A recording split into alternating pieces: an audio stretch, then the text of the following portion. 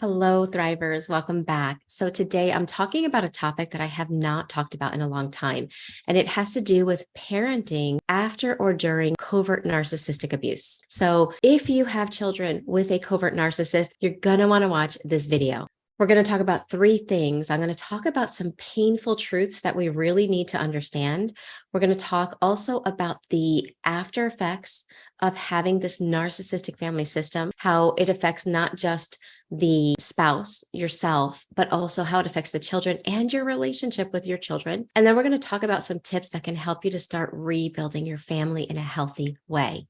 So, that being said, let's dive in. For those that don't know me, my name is Michele. I'm a certified trauma-informed recovery coach and a somatic practitioner. I'm also the founder of the Thriver School of Transformation, which is a monthly membership where we meet live 9 to 12 times each month and we do the inner work together. So I'll leave the link there for anyone that would be interested in our live meetings. So let's start with some painful truths that take place as a result of, again, if you're in a relationship with a covert narcissistic spouse, male or female. So the first thing to understand is that a covert, which is hidden abuse. This is somebody that manipulates, and the manipulation and abuse flies under the radar. In fact, it probably flew under the radar for yourself for a very long time. So one thing that narcissistic spouses love to do is to go against everything you say when it comes to parenting. It doesn't matter if it's good advice or bad advice. It's just about going against you. So for example, let's say something healthy that you decide is that young children have to be in bed by a certain time. That's normal, healthy parenting. When you go to implement that, a covert narcissist will be like, oh no, they can stay up. It's okay. Mom or dad's being ridiculous. You can stay up. I'll stay with you. And they make it fun for the child. This is why it's covertly done. So you get upset because as a healthy parent, your goal is to help your children to grow in a healthy way. And you know this behavior is needed. So it's going to upset you. When you get upset, that narcissistic parent is going to make you look like you are a problem. And the children, all they see is happy and angry, good and bad. The point I'm trying to make is that a covert narcissist from the very beginning is always trying to make good parent, bad parent views in the eyes of their children, with themselves being the good parent. And in their eyes, good does not have to do with what's in the best interests of the child. It has to do with being liked more. It's almost so childlike. They don't even care if the behaviors that they're going against hurt the child as long as they are liked more. Now, because you have the best interest of the child at heart, this is going to be so difficult to handle. And we're going to talk about the effects of this in a little bit. But right now, I just want to point out that is a painful truth. Oftentimes, people that wind up leaving or being left after a covert narcissistic relationship, they see it at the end, right? Their eyes are open. But as they begin to reflect on the whole relationship, they begin realizing just how far back the covert narcissistic abuse began, how in it for the long run, like the long con, the game the narcissist was playing. Another painful truth is the narcissist, the covert narcissist, sets you up to react in front of the children, and you don't even realize that it's strategically done. So for example, if you're all in the same room and whatever you're doing, you're in the living room, you're being a family, the covert narcissist will do or say something that they know is like pouring lemon on an open wound. They know that it hurts you. And so they do that out of sight and earshot from their children. Now, the kids could be in the same room, but when the narcissist does this, they pick the perfect moment where the child doesn't notice, but you notice. And guess what happens? You feel the pain. And if you have not begun healing, which none of us, right, really do until close to the end of the relationship, but because you don't understand what they're doing, you're feeling the wound that they're touching. It causes a trauma response that causes you to react, often in a fight response. So you react. The narcissist is like in shock at how crazy you're acting. And I say crazy through their perspective. They point out how dysregulated you are. And at that moment, whatever rudeness, whatever way that they were behaving that caused you to get triggered, it changes. They become this innocent, oh my goodness, I can't believe you're so reacting that way. You're so, out of control. I'm so calm. You must be the problem. And technically, normally, when somebody's out of control, usually the problem lies with the person that's out of control. And narcissists know that.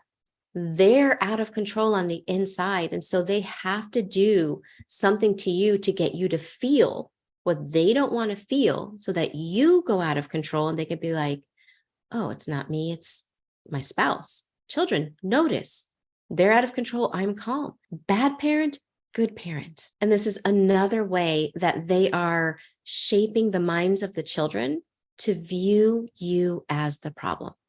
And it goes back way before you even begin to realize there is a problem. And the last thing I'm going to mention as far as painful truths is the fact of how narcissists smear you, again, way before you even realize that a division is going to be taking place. They are smearing you not only in the eyes of the children, but also in the eyes of your family members, your friends, by doing that same behavior that I just mentioned that they do with children. For example, before an event, before a family outing, before you get together with friends, they will be horrible with you. They will treat you so bad that you get to the place that you're going to and you are a mess. You look a mess, you feel a mess, and it's understandable because you've just been verbally, emotionally, and psychologically abused. But what you don't realize is that they don't stay that nasty self that they were being behind closed doors. They now become the charming covert narcissist, right? Unlike the overt narcissist who's a jerk behind closed doors and in front of people, no, the covert narcissist is a jerk only behind closed doors. So you go out in public and this person is so charming, you're such a mess. Again, it creates a story in the minds of your friends, your family members, your children, that they are the victim, they are the innocent, they are the amazing partner, and you are the problem. Anyone that's been in a relationship with a covert narcissist can look back and see that that has been woven throughout all of the years of the relationship. So let's talk about how this affects the family dynamics. And this includes if the relationship is now separate, and maybe now you are either having custody of the children, sharing custody 50-50. These are some of the effects of having a covert narcissist as one of the parents.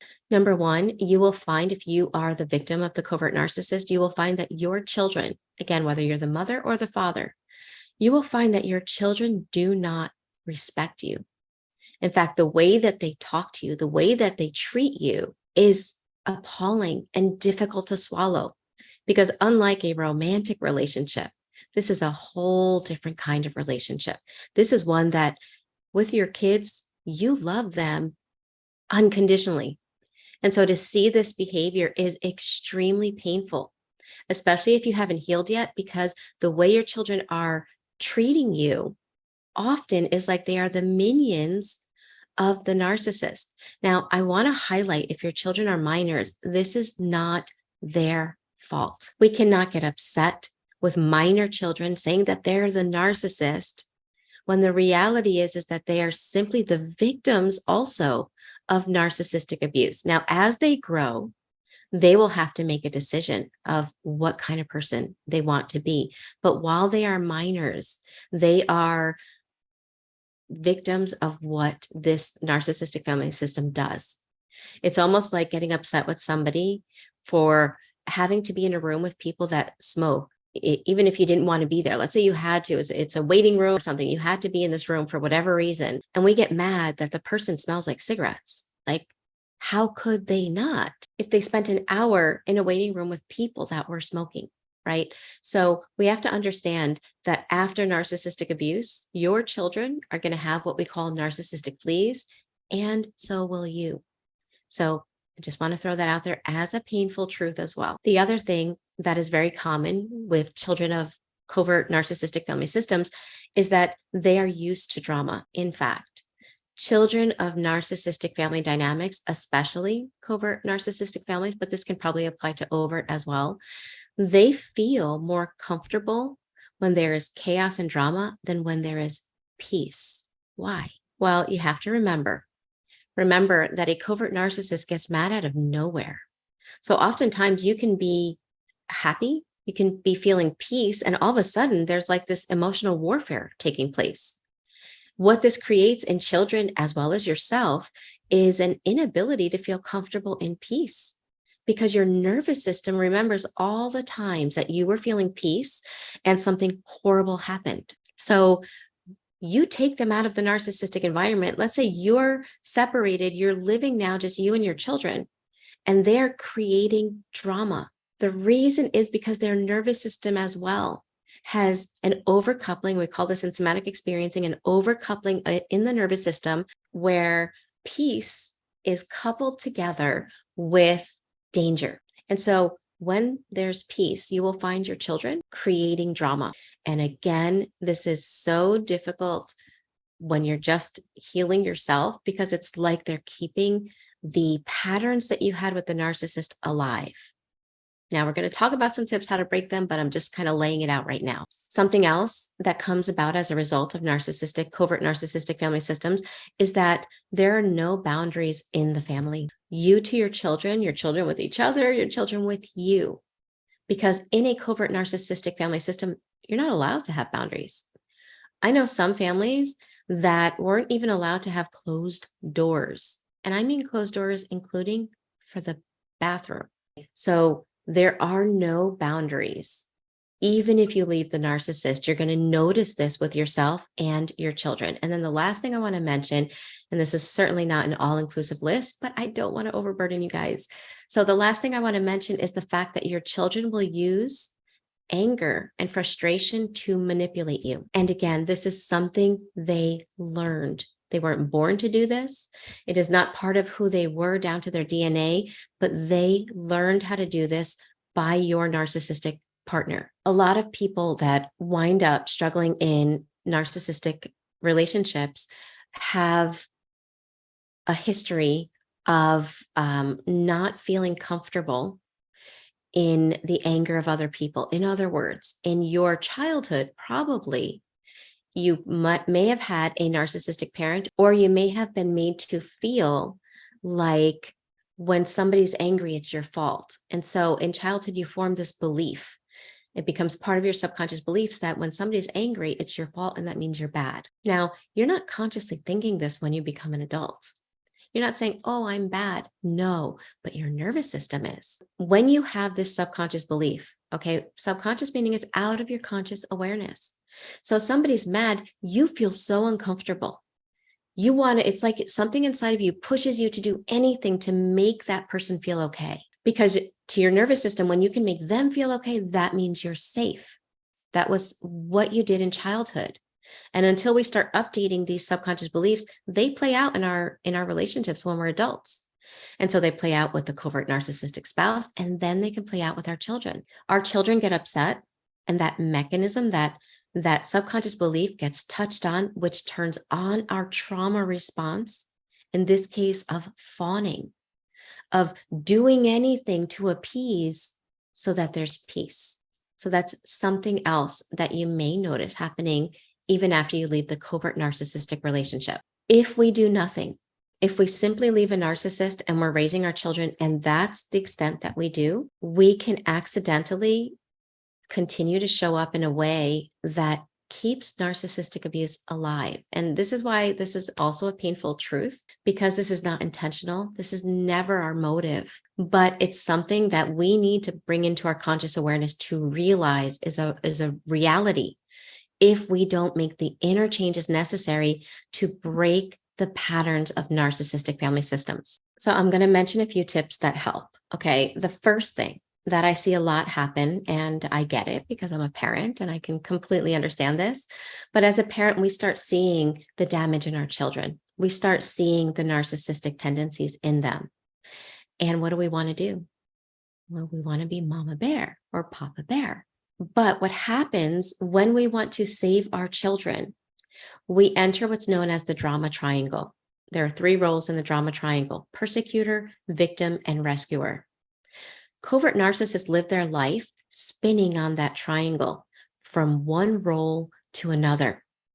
And if you're in a relationship with them, if you really think about it, you'll realize that they've got you spinning with them. So when we try to rescue our children, we are entering the drama triangle.